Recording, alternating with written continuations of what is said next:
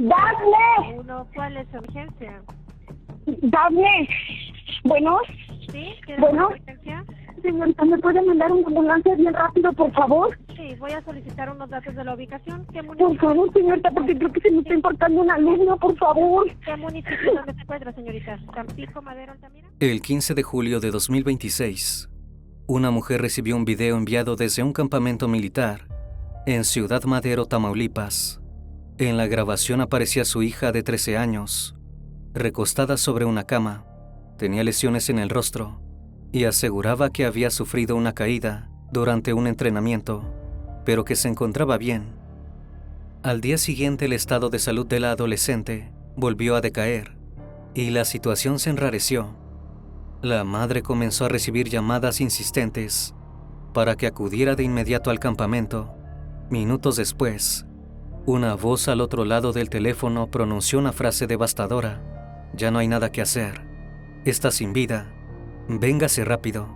Cuando llegó al lugar, encontró el cuerpo de su hija con múltiples lesiones que no podían explicarse por una simple caída. «No es justo. Tiene 4 días aquí y me la van a entregar sin vida», declaró la mujer. El director de la academia, por otra parte, dijo a los medios: «No tengo palabras para consolar a esta madre de familia. Nunca nos había pasado ni un rasguño en 36 años». Pero pronto otros testimonios indicaron lo contrario. ¿Qué había ocurrido realmente durante los 4 días que la adolescente permaneció dentro de la Academia Militarizada Marina Dönitz? ¿Era realmente la primera víctima? Yo soy Emanuel Castelar y esto es El Criminalista Nocturno.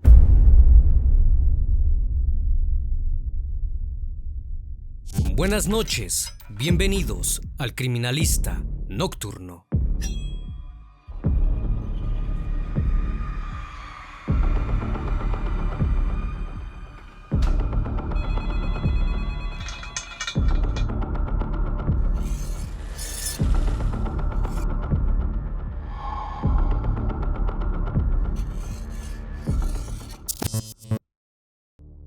Dafne Zapata Quintos era una adolescente de 13 años que vivía en Ciudad Mante junto a su madre Alejandra.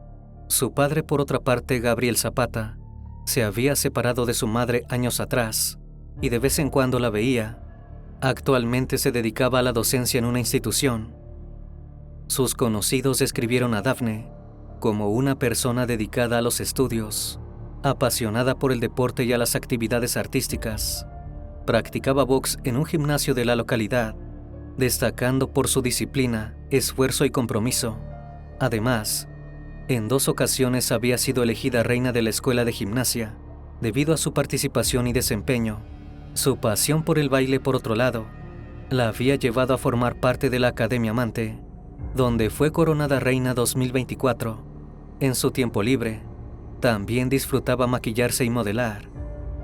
Al comenzar las vacaciones de 2026, Alejandra pensó que sería una buena oportunidad para que su hija realizara actividades relacionadas con sus intereses.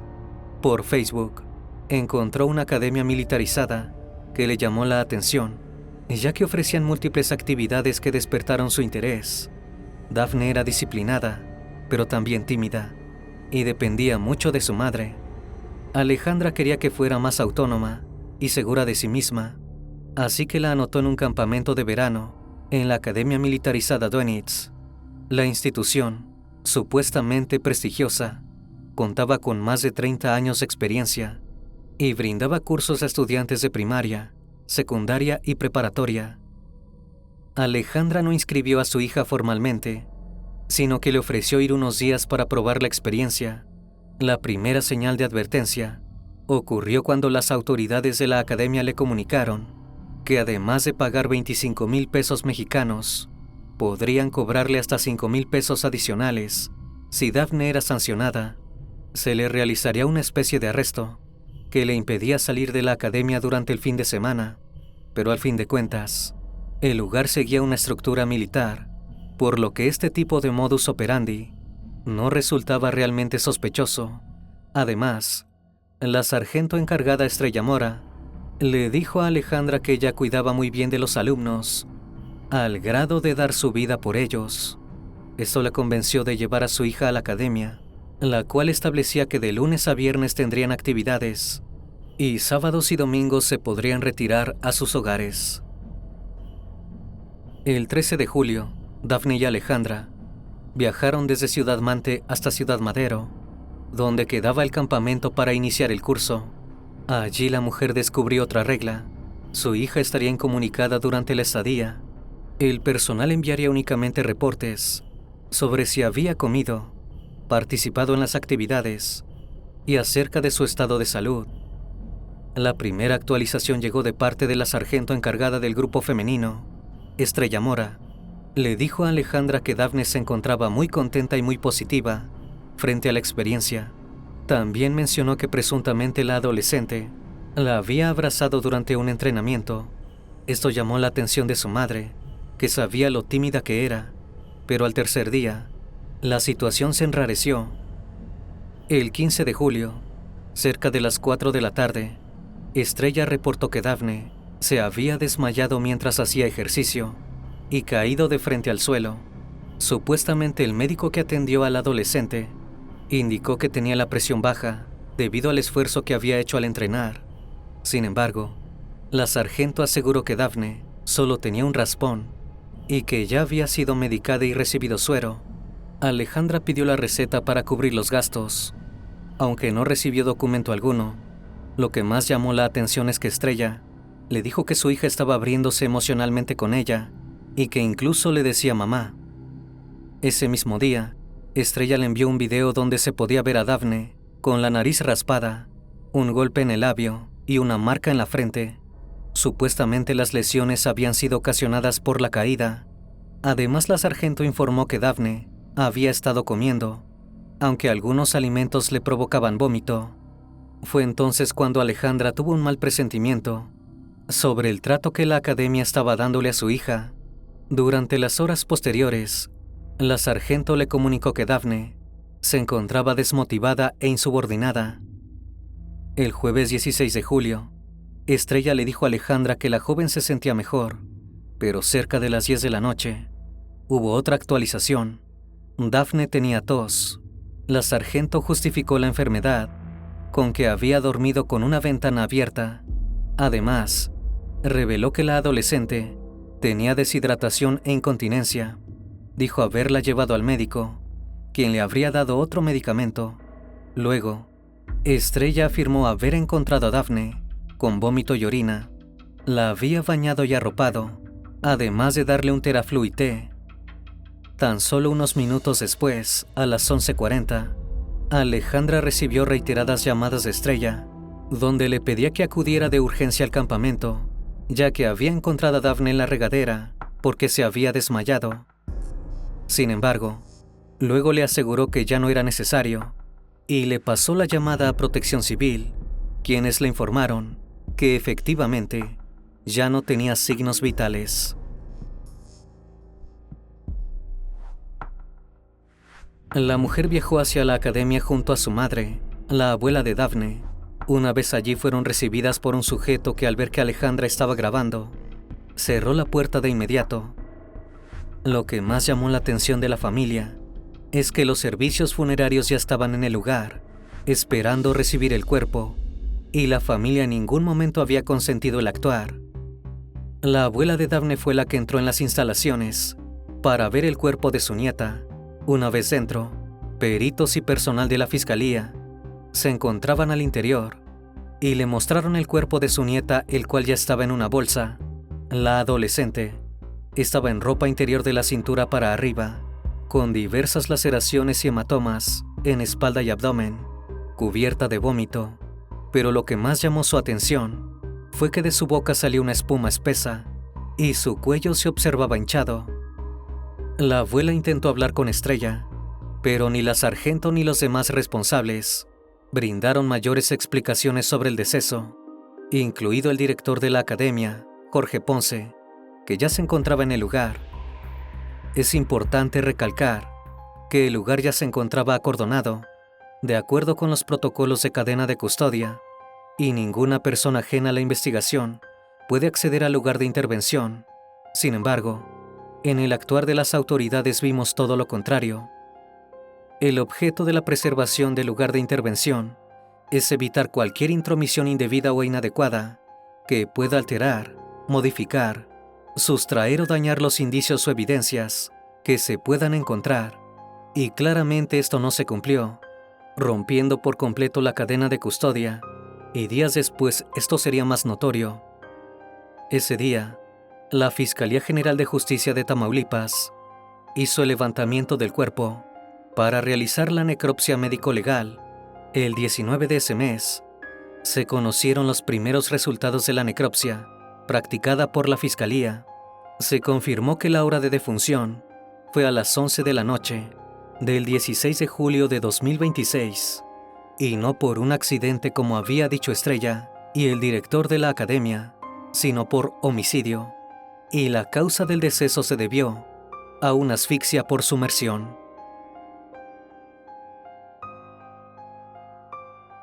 Con esta información, la Fiscalía comenzó a investigar el caso bajo el protocolo de feminicidio. También realizaron diligencias agentes de la Fiscalía Especializada en la investigación de delitos contra niñas, niños y adolescentes y de delitos contra las mujeres por razón de género. Al mismo tiempo, las autoridades municipales del Mante indicaron que brindarían todo el apoyo necesario a la familia de la joven. Era necesario investigar a todas las personas que tuvieron contacto con Dafne durante el campamento y reconstruir qué había ocurrido realmente. Durante los cortos 4 días que estuvo allí, tanto la abuela como la madre de Dafne exigían saber no solo las causas del deceso, sino también cómo se habían producido las lesiones que la víctima presentaba en el cuerpo. La abuela afirmó que una caída o un desmayo no podían generar heridas de tal magnitud y reveló a los medios que intentó tomar fotos del cuerpo, pero el personal de la academia se lo impidió. A pesar del informe forense, no se realizó ninguna detención y a las personas que estuvieron presentes en el lugar de los hechos se les permitió irse del sitio sin más. Al día siguiente, el caso se volvió mediático de inmediato y medios de comunicación acudieron al lugar para cubrir sus notas. El lugar continuaba acordonado y servicios periciales y demás autoridades se encontraban realizando sus labores de inspección, pero aquí ocurrió algo que llamó muchísimo la atención, pues en una toma de video se vio al director de la academia, Jorge Luis Ponce, salir del lugar con una bolsa en sus manos. Recordemos que cuando un lugar está siendo investigado, ninguna persona ajena a la investigación puede ingresar al lugar de intervención, ya que puede contaminar y alterar, sustraer o modificar ciertos indicios relevantes en la investigación, pudiendo así perder su valor probatorio y comprometer enormemente el caso que se investiga. Esto es un claro ejemplo de cuando se rompe la cadena de custodia, la cual es la base de la investigación criminal.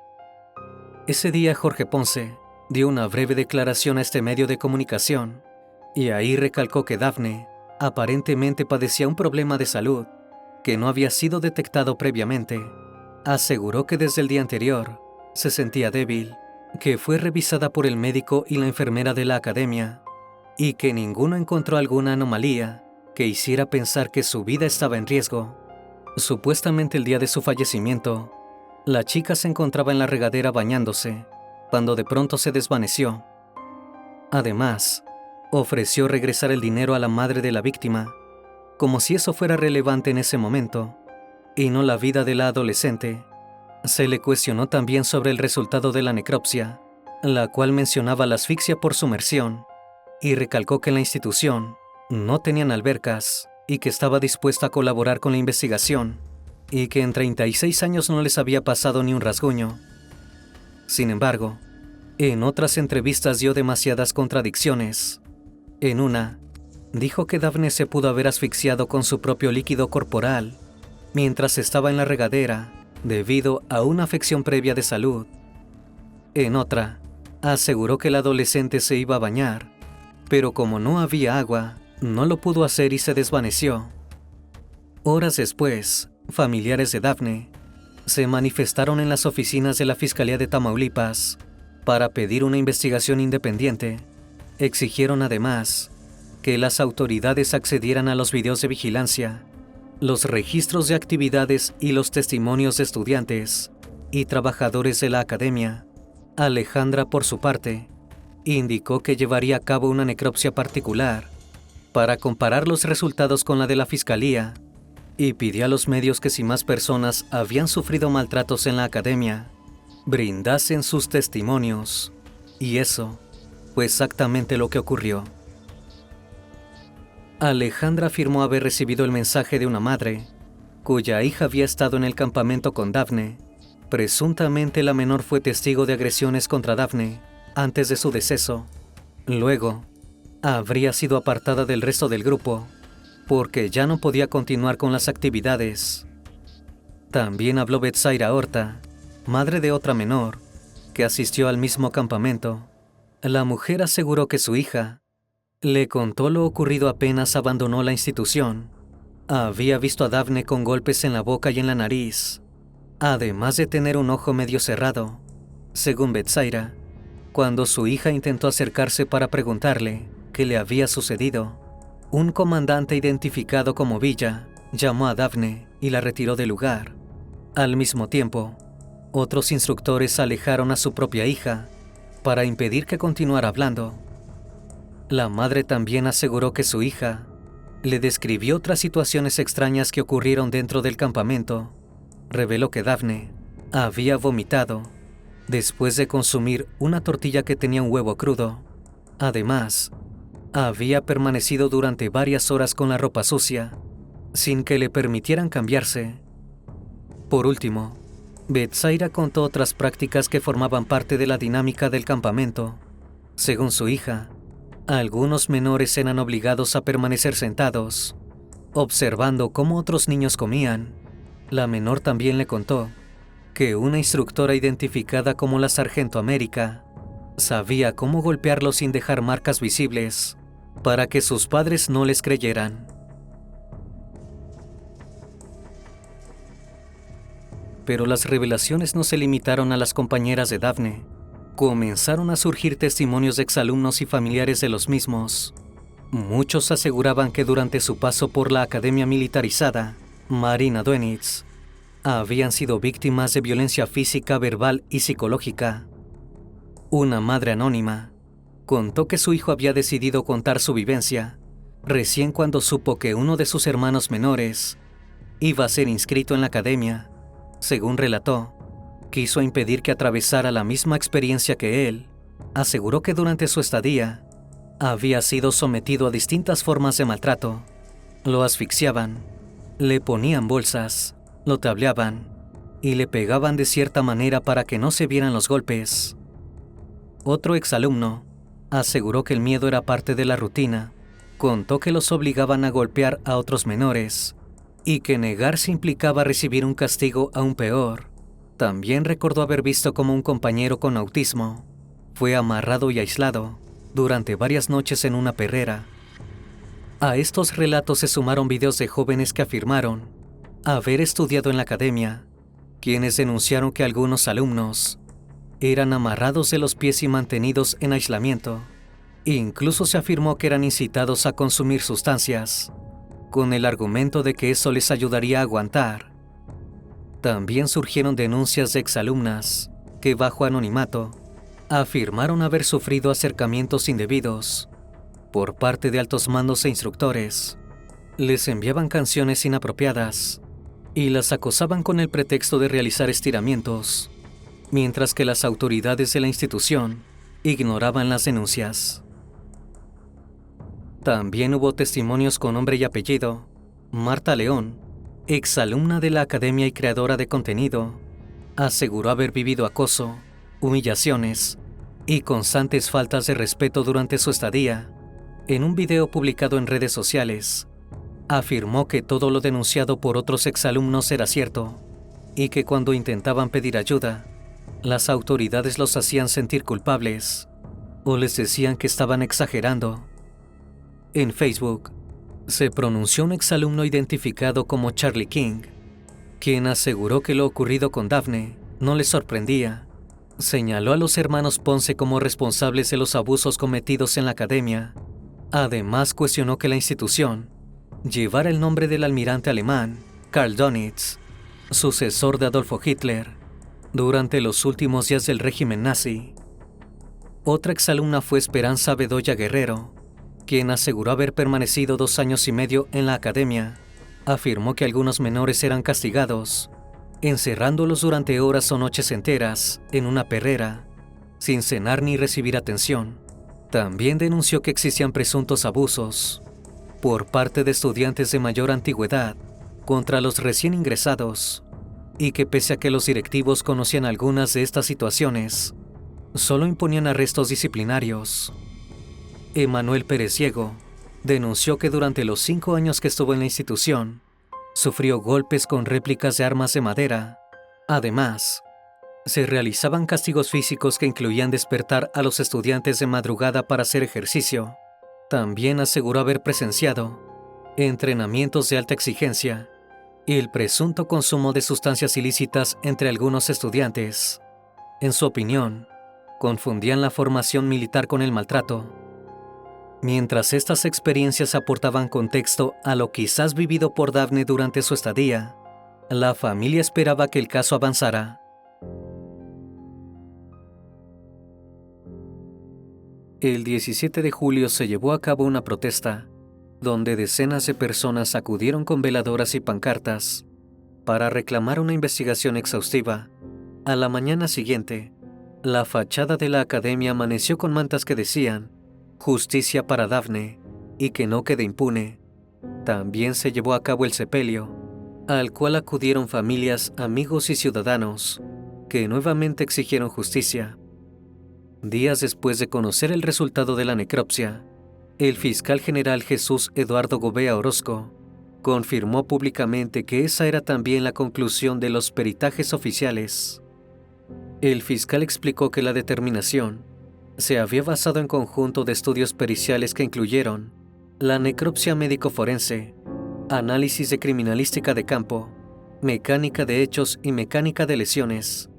Según Orozco, todos esos dictámenes coincidieron en señalar que la causa del deceso fue asfixia por sumersión parcial o incompleta, la cual consiste en la sumersión de las regiones superiores corporales, sobre todo la cabeza, en la que se ubican los orificios de aireación. Esta se presenta cuando la boca y la nariz quedan sumergidas en un líquido. Esta puede ocurrir en cubetas, sanitarios, tinas, piletas, en donde por lo general las partes inferiores quedan hacia afuera del recipiente, de acuerdo con la criminalística. Como el cuerpo no puede tomar oxígeno, el agua entra a través de los orificios impidiendo el paso del aire a los pulmones. Por consiguiente, se encontrarán diversos signos como lo son espuma blanquecina, la cual se conoce como escuma de ahogamiento, inundación de vías aéreas, agua en el estómago, equimosis en las membranas de los pulmones y cianosis, la cual es la típica coloración azul en las mucosas, entre otros signos más. También informó que los estudios forenses no detectaron fracturas, aunque sí documentaron otras lesiones cuyo análisis continúa formando parte de la investigación, y según información difundida posteriormente por los medios, el dictamen también documentó un traumatismo craneofacial. Orozco también declaró que varios de los testimonios recabados durante la investigación no coincidían con la evidencia científica obtenida por los peritos, es decir, había contradicciones en la versión difundida por los responsables de la academia, que habían declarado que Daphne simplemente se había desmayado mientras se bañaba. Al darse a conocer los resultados de la necropsia, Alejandra cuestionó algunos de los materiales que la institución exigía a los alumnos al ingresar. Pedían 2 botes de gran capacidad, uno para lavar y otro para enjuagar. La madre planteó la posibilidad de que hubieran sido usados durante la agresión contra su hija. Sin embargo, días después se conocería con más precisión qué pudo haberle ocurrido.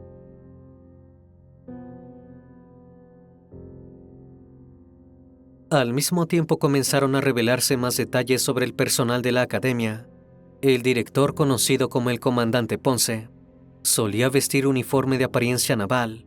Sin embargo, reconoció que nunca perteneció a las Fuerzas Armadas y que en realidad era arquitecto con una maestría de administración de empresas. La Secretaría de la Defensa Nacional también aclaró que la institución no tenía ningún vínculo con la dependencia. Ponce también negó las denuncias de maltrato y aseguró que los menores acudían al campamento para divertirse y aprender valores. Rechazó las acusaciones de castigos físicos, calificándolas como falsas, y pidió que los hechos fueran investigados. Respecto a la familia de Daphne, expresó sus condolencias y afirmó que la institución estaba dispuesta a brindar apoyo e incluso ofreció a devolver el dinero correspondiente a los días que la adolescente no alcanzó a permanecer en el campamento. Alejandra rechazó cualquier compensación económica, asegurando que lo que quería era justicia.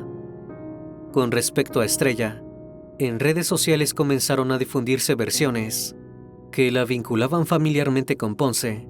También aseguraban que otros familiares suyos trabajaban en la academia, aunque ninguna de esas afirmaciones fue confirmada por la Fiscalía. El 22 de julio, la presidenta Claudia Sheinbaum aclaró que la investigación y supervisión de la academia militarizada involucrada correspondía al gobierno de Tamaulipas. Al no depender de la Federación, las autoridades locales debían indagar lo ocurrido y revisar el funcionamiento de ese tipo de planteles. Ese mismo día, la diputada local, Cintia Jaime Castillo, anunció que impulsaría una iniciativa para regular los campamentos de verano en el estado. Consideraba que el caso de Daphne evidenciaba un vacío legal en la supervisión de este tipo de espacios. La legisladora expresó además su respaldo a la familia y confió que las investigaciones permitieran esclarecer los hechos y sancionar a los responsables. Al mismo tiempo, el caso continuó generando una fuerte movilización social. Organizaciones civiles y colectivos exigieron que las investigaciones se llevaran a cabo con perspectiva de género, respeto al debido proceso y una protección integral para la familia de la víctima. Pero las irregularidades siguieron apareciendo.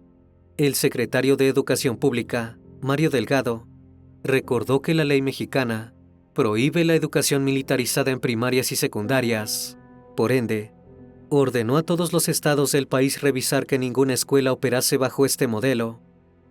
Y finalmente, el caso dio un giro de 180 grados. El 23 de julio, una joven de 18 años llamada Dana Yanina acudió voluntariamente a presentar una denuncia penal relacionada al caso de Daphne. Al verificar que ya existía una orden de aprehensión en su contra, las autoridades procedieron a detenerla y ponerla a disposición del juez. Según la Fiscalía, Dana se desempeñaba como instructora asistente y auxiliar directa de Estrella dentro del área femenil de la academia. Pero la versión de la familia de la joven era completamente distinta. Su padre, Ofir Cruz Melo, aseguró que no era empleada de la Academia Militarizada Marina Dönitz, sino estudiante. Relató que Dana tenía 17 años cuando ingresó a la academia. El 2 de mayo de 2025, tenía la intención de prepararse para entrar a la Marina Armada de México y estudiar medicina o enfermería naval. Como la familia vivía en Poza Rica, Veracruz, la joven permanecía internada en el plantel. Les prometieron que recibiría cuidados, seguridad y atención médica. Durante más de un año, la familia pagó colegiaturas cercanas a los 50,000 pesos mensuales, además de uniformes, inscripciones y otros gastos. Tras concluir el bachillerato, Dana continuó colaborando en el área femenil de la academia, aunque según su padre, nunca fue contratada formalmente. La madre de Dana, por su parte, afirmó que estaba internada para concluir la preparatoria y que no formaba parte del curso de verano. Sin embargo, lo más revelador era la manera en que Dana había quedado implicada en el caso.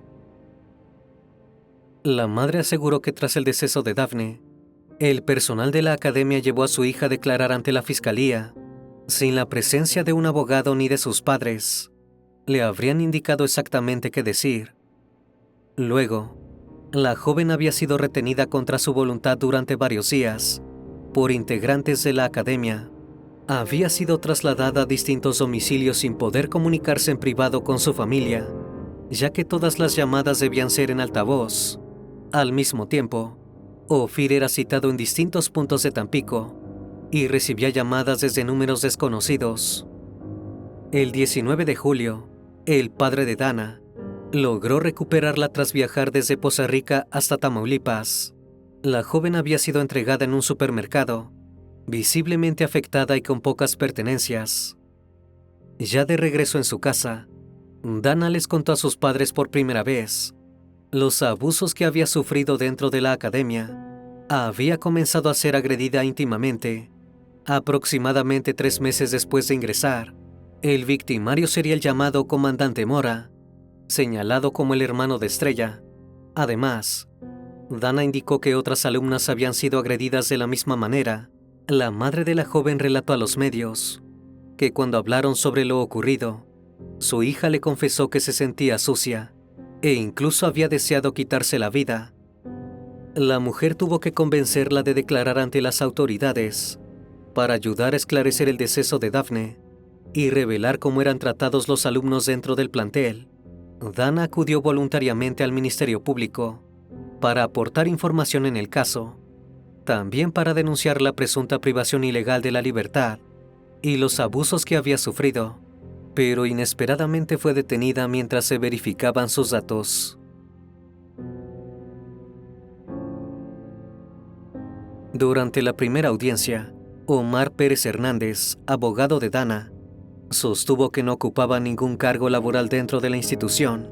Aseguró que la joven también había sido víctima de un delito, ya que Estrella la había privado de su libertad tras el fallecimiento de Daphne. El abogado sostuvo que esta mujer había manipulado a su cliente para hacer creer a su padre que todo estaba bien, y señaló que Dana se encontraba afectada tanto por lo ocurrido dentro de la academia como por el proceso penal que enfrentaba. Ese día, una jueza le impuso a Dana la medida de prisión preventiva justificada, por lo que permanecería internada en el CEDIS de Altamira mientras avanzaba el proceso penal. Al finalizar la audiencia, el padre de Dana habló a los medios. Denunció que la Fiscalía de Tamaulipas se había negado a recibir pruebas de abusos y retención ilegal en la academia, fabricando una orden de aprehensión durante la comparecencia voluntaria de su hija. Acusó a las autoridades de filtrar información y de usar a Dana como chivo expiatorio en el caso. Ophir también expresó su solidaridad con la familia de Daphne, pero insistió en que su hija estaba pagando por hechos que no había cometido. Pidió a la gobernadora Rocío Nale, a la presidenta Sheinbaum y a las autoridades federales supervisar la investigación. Afirmó que continuaría presentando documentos, testimonios y otras pruebas para demostrar que Dana era una estudiante y no parte de la cadena de mando de la academia. Alejandra, por su parte, rechazó que Dana fuera considerada una víctima y pidió que se le aplicase todo el peso de la ley. Aseguró que con 18 años ya no era alumna y pertenecía a la academia por gusto, amor a la tortura y violencia. Incluso afirmó que los menores la habían apodado la loca. Además, sostuvo que había 5 adultos presentes cuando ocurrió el deceso de su hija e indicó que todos debían rendir cuentas ante la justicia. Y las revelaciones siguieron. El 24 de julio, se filtró un audio en medios y redes sociales que Dana había grabado minutos antes de ser detenida. Aseguraba que apenas 2 semanas después de ingresar a la academia, Estrella la obligó a dormir en una perrera cerrada con candado, donde tenía que hacer sus necesidades en una cubeta y dormir entre ratas y cucarachas. También denunciaba agresiones físicas, al afirmar que una persona identificada como América la golpeó en 2 ocasiones, además de constantes humillaciones y revisiones de sus pertenencias. Según la grabación, los castigos incluían restringir la comida a tortillas con sal o pequeñas porciones de arroz y sopa. Por último, atribuía a Estrella frases como «háganlo sangrar hasta que sangren», para que aprendan la lección, asegurando que disfrutaba ver a los alumnos lesionados tras los entrenamientos. Sin embargo, la fiscalía no confirmó la autenticidad del audio filtrado. Un día después, Ponce fue detenido en el fraccionamiento Encinos en Altamira y horas más tarde fue capturada Estrella. La Fiscalía de Tamaulipas les imputó el delito de feminicidio y presentó las pruebas con las que buscaban vincularlos a proceso por el fallecimiento de Dafne. Como la defensa solicitó la duplicidad del término constitucional, la jueza impuso a ambos la prisión preventiva justificada y aplazó la decisión. La continuación de la audiencia fue programada para el 30 de julio, cuando la jueza determinaría si existen elementos suficientes para iniciar un proceso penal en su contra. Horas después, Ponce fue denunciado por 2 mujeres que aseguraban haber sido víctimas de hechos ocurridos dentro de la institución. Las autoridades no informaron si estos señalamientos darían origen a nuevas investigaciones o si se integrarían a las ya existentes. Al mismo tiempo, surgió un nuevo testimonio en los medios de un exmaestro de la academia, bajo anonimato. Aseguró haber confrontado en varias ocasiones a Estrella por la forma en que eran tratados los alumnos. El exdocente afirmó haber presenciado agresiones físicas, castigos extremos y condiciones que calificó como inhumanas, como golpes, aislamientos en las perreras y restricciones de comida. El 26 de julio, la madre de Dana envió una carta pública a Alejandra en la que le pidió considerar la inocencia de su hija y apoyar que pudiera enfrentar el proceso en libertad. Reconoció el dolor de la familia de la víctima, pero sostuvo que Dana había sido acusada de un crimen que no cometió. Sin embargo, la decisión sobre si la joven podría llevar el proceso en libertad no dependía de la familia de Dafne. Incluso, Alejandra informó a través de una transmisión por redes sociales que la madre de Dana le había enviado un audio diciéndole que su hija era inocente y que solo la estaba usando como chivo expiatorio, a lo que la madre de la víctima decidió apoyar, tras considerar que quizás era cierto y que Dana en realidad era una víctima más. El 27 de julio se realizó la audiencia, en la que la jueza María Siria Mora González definiría si Dana era vinculada a proceso o recuperaba su libertad. La defensa presentó el testimonio de la perito en psicología jurídica, Mara Paola Muñoz Rodríguez, quien evaluó a Dana. La experta concluyó que la joven presentaba una afección emocional, compatible con un entorno de violencia psicológica, física y sexual. Además, advirtió que presentaba un cuadro de ideación suicida, por lo que recomendó modificar la medida cautelar que enfrentaba. En un receso, la madre de la joven aseguró que la principal acusación en contra de su hija provenía de la declaración de Estrella y que no existían otras pruebas que la incriminasen. También sostuvo que varios exalumnos y una amiga de Dafne declararon a favor de la joven, aunque esos testimonios no habían sido tomados en cuenta. Además, la mujer expresó que Dana enfrentaba un fuerte deterioro emocional, con episodios de ansiedad y falta de apetito. Finalmente, acusó a la fiscalía de obstaculizar la denuncia por los abusos y de presionar a su hija para que incriminara a otras personas. El fiscal Orozco, por otra parte, aseguró que contaba con pruebas sólidas y consistentes contra Dana por el fallecimiento de Dafne. También afirmó que la orden de aprehensión ya había sido emitida por un juez antes de que la joven acudiera a presentar la denuncia. Aquel día Alejandra decidió retirarse de la audiencia al no soportar la descripción de los hechos donde se mencionaba cómo habían torturado a la joven, por lo cual designó a su expareja Gabriel Zapata como su representante. Debido a una crisis nerviosa de Dana, la audiencia se pausó hasta la mañana siguiente, pero entonces fue ampliada por 72 horas para continuar con el desahogo de pruebas y testimonios. Mientras tanto, las investigaciones contra los demás imputados siguen su curso por separado. Ese 28 de julio, la defensa de Dana dio a conocer en los medios un mensaje que la joven envió a su madre tras el deceso de Dafne. En él, aseguró que Estrella le pidió que no abandonara la academia, porque era la única testigo de lo ocurrido. También le decía que era como una hija, y le pedía ayuda para localizar a un médico legista. Los abogados también indicaron que Dana podría haber sido confundida con América Mora, sobrina de Estrella, debido a su parecido físico. Ese error habría provocado que fuera señalada en la investigación.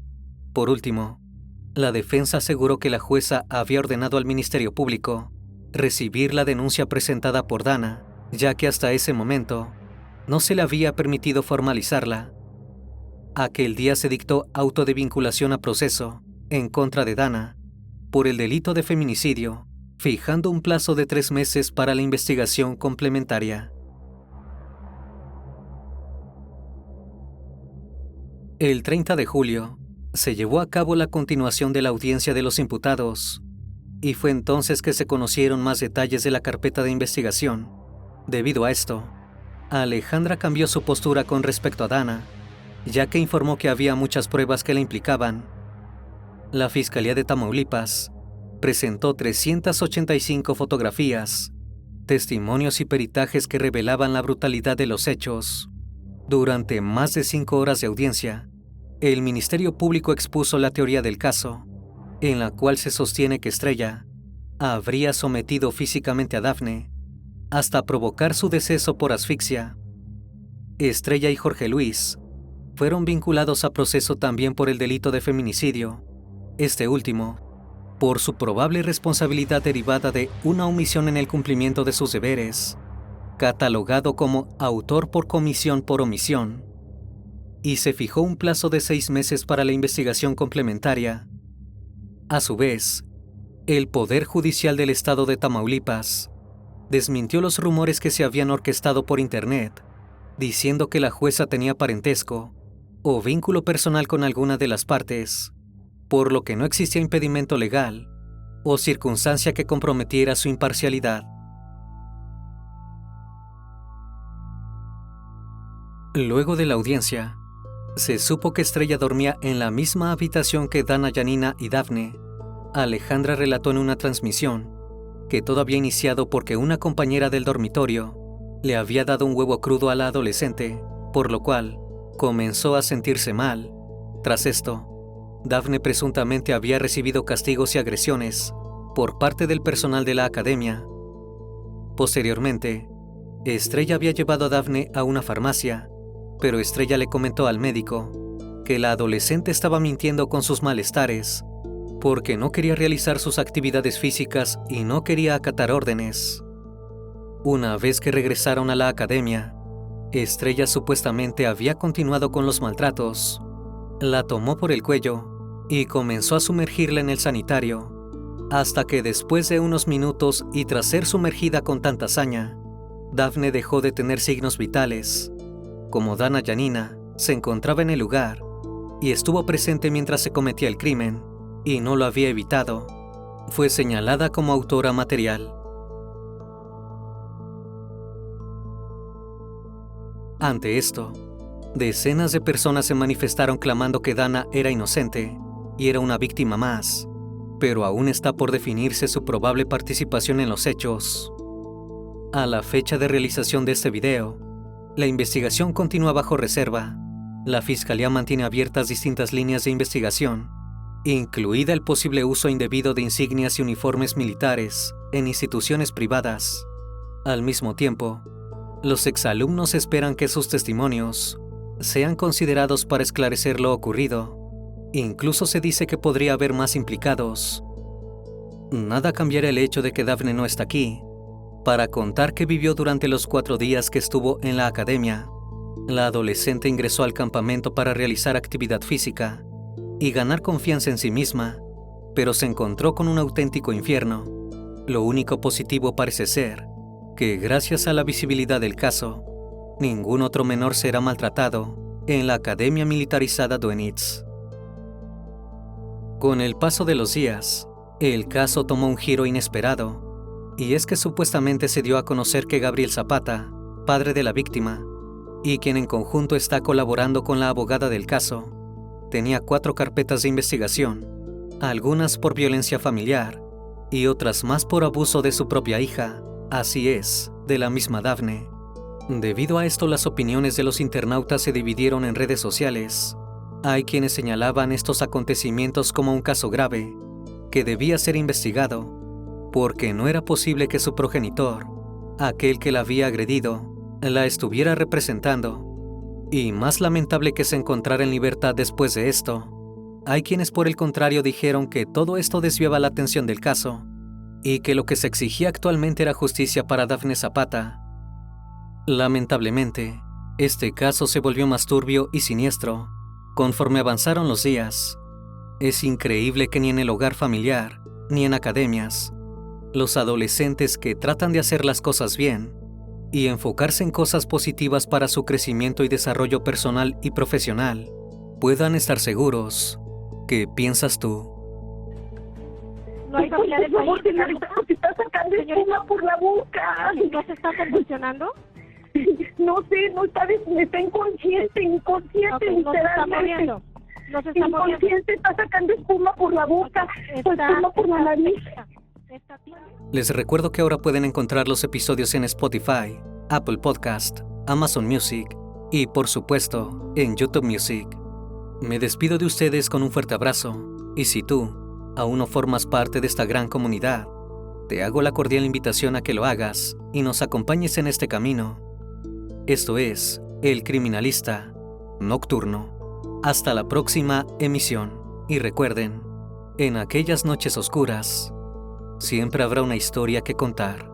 Buenas noches.